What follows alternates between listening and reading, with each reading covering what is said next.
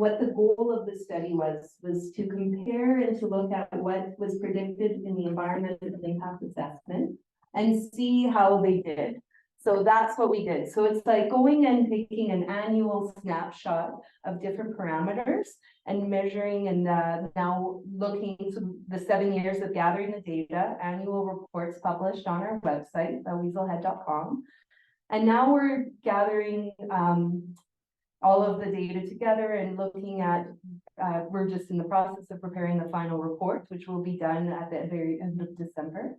And it's just mainly looking and saying, okay, well, how did they do? Were these mitigation measures effective? And this picture kind of summarizes that. No, it wasn't. Not in all cases anyway. So you can see here where the fencing for the erosion control failed, and they just put the same failed mitigation on top of it. And it clearly didn't work very good in an environmentally sensitive area. So that's a good summary of what it was. But again, I just want to really thank our funders for this program. It was the Land Stewardship Center, Alberta Eco Trust, and the Calgary Foundation. We couldn't have done it without you, so thank you so much. This is a picture of when the construction started. It was in the fall of 2016. And the road then was opened on October 2nd of 2020. This is what it looked like at the end of all of that. And again, we were not looking to take a comprehensive survey of all the different plants and animals and everything, but just to do some selected environmental indicators to see how the mitigation worked and was it what they were expecting. So we mainly were looking at different parameters around water. And in more detail, our water quality parameters were turbidity, temperature, pH, conductivity, dissolved oxygen, chloride, nitrate, and phosphorus. There was a contractor named Hemera that did a more extensive water quality testing, and we were also looking at their data. We also really value what the macro invertebrates tell us, because they can tell a story by their presence or absence. And so we checked up on them, and as well as the amphibians. We didn't do so good on the fish, but I'll get to that part. Then looking at land parameters, lots of impacts obviously there. And looked at breeding bird survey, noise pollution, riparian vegetation along the beaver pond, and wildlife movement.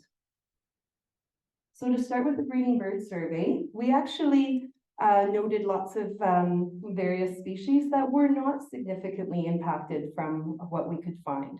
So these survey spots is what we use for the noise survey as well as the bird survey. And these are actually the exact same survey spots from the initial environmental impact assessment done in 2006 by AMEC. And so we're just copying their same methodology and repeating so that we can have that comparison back to the baseline data, which is actually very unique. There's not a lot of road ecology studies in the world that have baseline data. It's shocking, I know. It's very disappointing, but we get to be one of them. So we hope that our study actually helps influence global road ecology as well. What are the three different colors indicating there? The three different colors are our three different teams. So we would have the bird surveys being done really early in the morning. That was one of our volunteers. And so we had three different teams because we wanted those surveys complete by 9 a.m. So they came out at 4 in the morning and they're out on the trail by 4:30 and on the site by 5 to do the surveys. And so we had the three different teams doing the different sections. Pileated woodpecker is considered a sensitive species and they are still present in the park. They did lose a lot of habitat with the clearing of the ring road, but there's quality habitat for them on either side. So they have persisted, thankfully. Another sensitive species that's being identified is the rufous hummingbird and the western wood pewee and the olive-sided flycatcher. This is a photo by Eve. This is the bank swallow habitat. So we still have them in the park as well. They did lose some of their habitat with the clearing for the ring road. The more common species that we had were the white-throated sparrow. I'm sure you guys are familiar with the "Oh dear sweet Canada, Canada, Canada" song. And of course, our beloved chickadee is still doing good. We were concerned about the chickadee because they're one of the species that doesn't tolerate the noise pollution as well, and that is a concern of ours. We did do, Sarah did a chickadee flock survey prior to the road, and it might be something that we follow up on to make sure that they're not avoiding the area. But so far, they're adapting well. Our noise survey, not as good results. So we employ this Noise Quest or Sound Quest Pro each year, and we would go out to the same survey points that the bird surveys were done at and just hold it up for 2 minutes and take a recording. Sometimes that would be greeted by a deer. And as expected, the noise pollution was increasing. So this isn't something that they didn't expect, and the EIA definitely mentions that. But we were hoping that we could maybe convince the province to put in some noise mitigation, more efforts for that. But the argument is that there's no residents that live in the Weaselhead. I argue that there are lots of residents. They just are not human. And so hopefully we can change, and still that's something that we could still influence the province to put in a sound barrier. The noise was really bad during construction in 2019. It got more loud in 2017. This construction started in 2016, but it was more loud towards the end. Then we had this nice little quiet period in 2020, right before the road opened. But once it started operating, we have reached that 65 decibels as our main sort of average. And that's the point where if it was a urban area with humans living next to it, they would put up a sound wall. But because we don't have humans living there, they're not too concerned about that. But we definitely are. And this is something that we want to maybe continue looking at to see how it does impact the wildlife and the birds over time. Our vegetation survey was not, again, extensive. It was just a little stretch of 50 meters along the edge of the beaver pond. And so to see where that is, just up in that area, and we had a lot of changes happen in that area. We would stretch out a 50-meter transect and then go in the early September and count every single species that we had there. When we started the study, we were only counting the eutychs, the like flowering plants. But then we started adding supplemental data, looking at percentage of moss cover and percentage of grass cover. And we definitely saw a lot of changes take place. And so a lot of more common plants that we had were roses, but the most common plant every year was always our Canada, or now I'm going blank on the name of the plant as I stand here, which is the Canada violet. So lots of Canada violet. In the beginning of the surveys, it was averaging about 20% of the survey points, and then 14.4% towards the end. But a common one. And I want to give a big thanks to Dylan, who helped so much with all of the study and in our vegetation survey, really, really shining. Thank you for all your help. And to Sarah and Teresa. And whenever we would come across a plant that was like a mystery plant, we would flag it, and Jenna Cross, an expert from the city of Calgary, would come down an idea for us. So we did find some pretty unique orchids and different fun things while we were doing these vegetation surveys. But something that's interesting that we found, and I'm going the wrong way, go back, was that there was a statistically significant increase in plants. Now, we don't want to attribute this to the ring road. I would never like go out and be like, yeah, Bill Roads, it increases plants. That's not what we were thinking happened. We actually believe that this increase was more due to compounding factors of the water levels in the beaver pond. So as has already been discussed, those went down. So our beaver pond, when we started this survey, looked like this. And then it started to look like this. This was in my little pictures covering it, but this is 2017. And this was our final year of our survey in 2022. In fact, every single site for our water quality test in the beaver pond was dry by 2022. So we had to sort of go and find the closest puddle to sample for water quality. And a lot of the plants in our riparian area, when we started the study, those were plants that were tolerant to water saturation. And now we have all these other plants that have come about because there's no water in that area. And so that's the result of our increase in plant populations, in species richness. Wildlife movement has been an ongoing concern of ours. In the EIA, they do recognize that there would be a decline or an interruption with wildlife, but they did think it would be pretty minor. What we saw when we were when the construction was going on, that there wasn't any movement of wildlife, but it has improved. So this is a picture captured by the Mistakis Institute with their Calgary captured cameras. And we now do have movement of wildlife, including those beautiful cougars. So that was from one of these cameras here. So Mistakis has these cameras throughout the park. And in addition to this, for 2019 to 2021, Golder was contracted to do wildlife surveys monthly underneath those bridges and during that construction phase. And so they would go and look at tracks. And they did have a camera set up, but there was nobody using that wildlife corridor. So they took the camera out. No data is actually really valuable data. And a lot of the animals would just use the buffer zone. So they would walk up close to the edge and then walk off again. And it's interesting because the data showed that the animals were using it. And so you'd read Golder's reports and you could read the data and it'd be like, yeah, nobody's using this. There's one brave American mink that would use it. But then there's summary on the outside, on the other side of the page, which maybe somebody in a higher position might just read the summary. It states that the wildlife, that the mitigation measures implemented were effective, and that wildlife is using this as intended. And I would contact them and be like, did you intend for the wildlife to use it?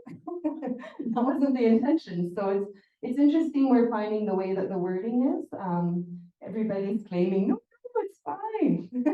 But as I'm reading through the EIA, they also state that there's never supposed to be any boulders or riprap in this area. You can see them placing the riprap in right there. There's lots of boulders.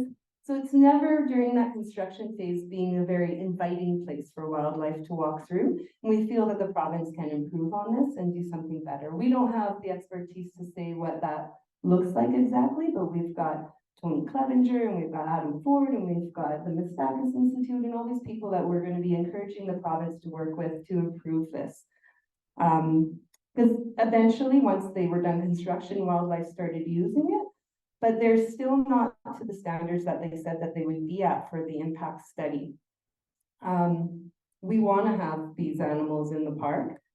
And one of the things that they had committed to was replanting, revegetating this wildlife corridor. This is a photo taken from this summer, and you can see there is nothing planted here. So they had committed to planting red osier dogwood and Canada buffalo berry and all sorts of shrubs.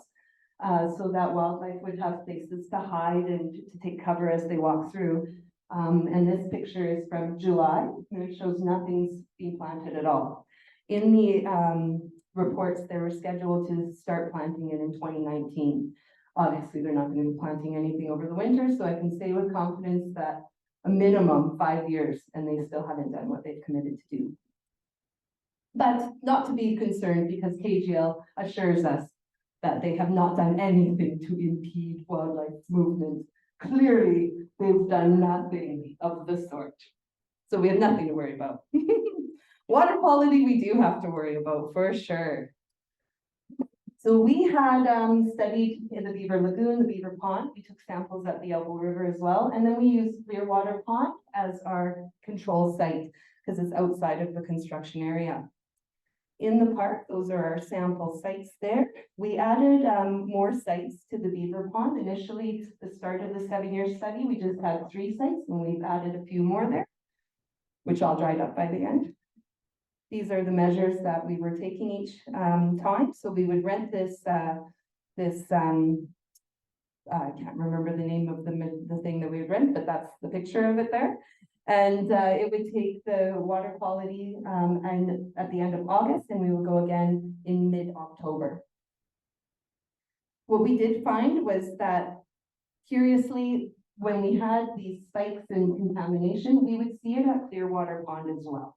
So we can't point our finger directly at the ring road as being the source of all of this contamination. There's something going on upstream that would need some further investigation. But we had a lot of spills that happened. And so right after our first spill, we definitely had a spike. and the second spill. We just continuously had these sediment spills. So all pointing to the fact that the efforts that were put in place to secure the sediment failed. We would have a big rain event and it would just all wash into the pond there. And the beaver pond was the main spot where this was taking place. And so over time, we did find that statistically, there was a definite increase over time in the conductivity. And conductivity is a concern. It's increased when there's things like salts and different ions in the water, and it can be quite bad for the water quality and the invertebrates that depend on it. Also, though, we found that there was a statistical increase in phosphates and nitrates as well. And this is why, because it would rain and this is what would happen. So everything would always fail, and they didn't think about improving any of their measures over time. So that first spill, this was from June 23rd, 2018. And this is July 2nd. I took these pictures in 2020, and that's coming from Ravine Creek. So up on the 90th Avenue construction is probably what happened here. And then it flowed right into the beaver pond. And unfortunately, it also flowed into the Beaver Lagoon. So there's an ephemeral stream, so it's dry for most of the year, but at times of the year it's flowing between the two wetlands. Clearly, there must be underground water connection there too. And we saw after this spill a big spike in the phosphates in the Beaver Lagoon as well, even being so far from the source of contamination. And it had a big impact, this water quality concerns, on our invertebrates. Not all of the invertebrates, but some of them. We didn't have any sort of statistical decline in them, but some of them did suffer. One thing that we changed over time is we started our study the way that traditional people do study invertebrates. They kill them. Oh! And I had a really hard time with that, so we adopted a different methodology where we do 3 scoops at each of the sites. And we started not killing them. We started bringing them to Lakeview Community Center, and we keep them in a fridge overnight and do rapid IDs so that we could get them back out into the wetlands. And so sometimes this was October 21st, 2022 at Clearwater Pond, scoop them out one day, and we come back the next day, and it looks like this. But it was still better for those little invertebrates, and we saved millions of lives, I'm sure.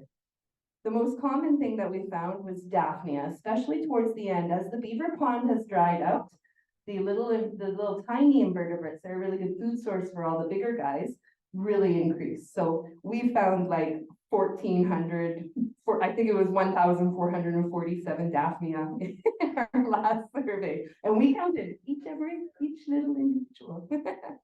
But we also had lots of copepods, another really little guy. But we got fun things too, like our back swimmer and our water boatman, different various beetles, lots of mosquito. And I do want you guys to take appreciation for how cute a mosquito larvae face is. Calucidae maybe is a better name for them, their genus name there. But they do not come as close to being as cute as a midge-fly larvae bum. This is their bum under a microscope. And it's pretty much the cutest thing I've ever seen. Dragonfly, we found lots of, and the damselfly. But the thing that we were really looking at was what we call EPT species. So mayfly nymphs are they're not tolerant to pollution. You can see these fine gills that they have. And if it's lots of turbidity, lots of pollution, it's all gummed up and they don't do well. But we did find that mayflies were still present in all of the wetland samples that we had. But this guy, not so lucky. So caddisfly larvae are another one of those species that's just not tolerant to pollution. And we do pond studies in the beaver pond and all over the park with our school programs ongoing. So it wasn't just that we didn't see them in our survey, because that is just such a small sample. But as soon as construction started and those ponds started getting those sediment spills, this guy disappeared from the beaver pond. And we would go and look and look and look, and he just wasn't there. And so I was devastated, because this is actually one of my favorite animals. But yeah, they just can't tolerate having this mudslide continuously coming into their wetlands. But wetlands do recover over time. They are nature's kidneys. They filter and clean the water. And by 2021, we found caddisfly again. They were not detected in our results from our surveys, so they still look like they're absent. But we, doing those other pond studies, have been able to find them. So that pond has recovered a little bit. Our amphibian surveys, we found a lot of wood frogs, and they stayed in the park consistently throughout the time of construction. But like the caddisfly, the boreal chorus frog disappeared again during that period of time where we were having the ongoing spills. So they are too a bioindicator species. They're not going to be present if there's a lot of contamination. But luckily this guy did come back. So now you can hear the boreal chorus frog singing in the park again, now that construction is complete. This is where we will go for those surveys. Our fish, I mentioned, so we just didn't do a good enough job. I'm gonna have to admit it. So we started off, we wanted to do the electro fishing, but the water levels were too low. It would be too stressful on the fish. And so we just started, in the end, we were just scooping them, but we recognized that our data is not robust enough.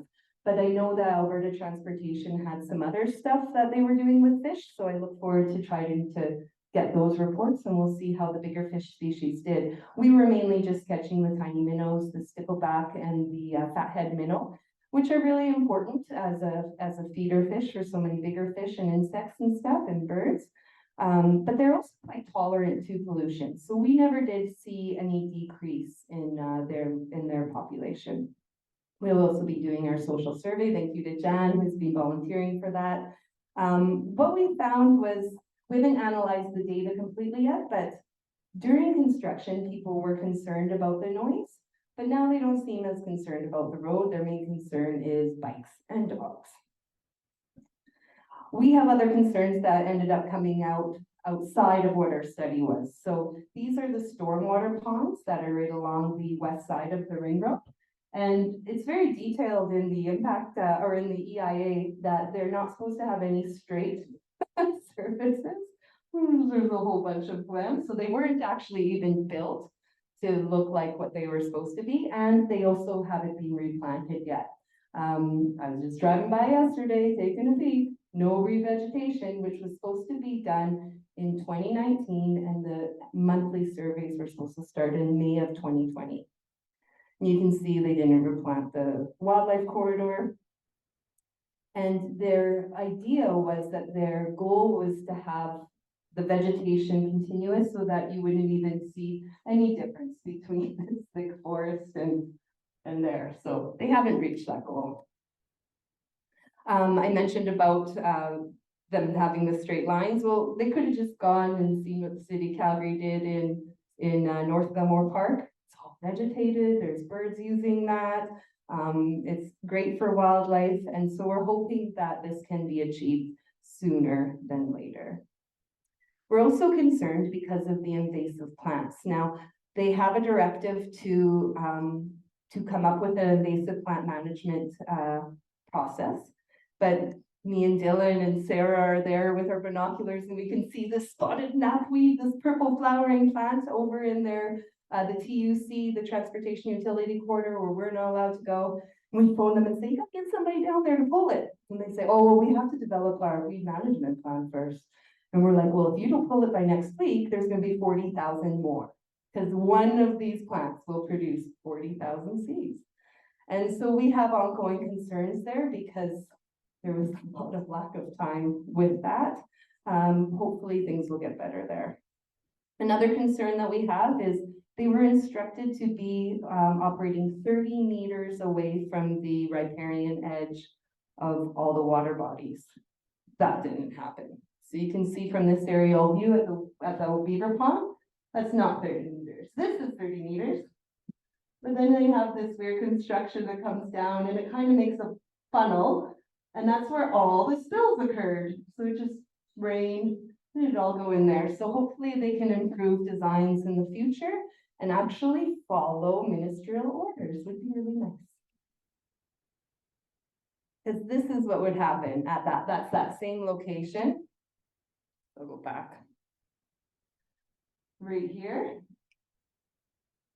Every time it would rain, that's what it would look like if it was a heavy rainfall. Now, one thing I want to mention is that the sediment and erosion control was developed in 2011, but since then, we've had a lot of changes with our climate, and perhaps now, when we do have rainfalls, it's heavier and there's a lot more precipitation coming down. And so maybe we just have to update our standards to match that. We're not really sure what it is, but we know for certain that there is a lot of spills and they should be working harder to prevent that. And they did eventually, this is after the last spill, they came in and they put in this matting. And so perhaps there is some improvement that will take place. Don't know. But that's our summary there. So our main concerns being the increase in noise, the lack of wildlife movement during construction, and this nasty business of just using mitigation that fails. We want them to improve on that. Any questions?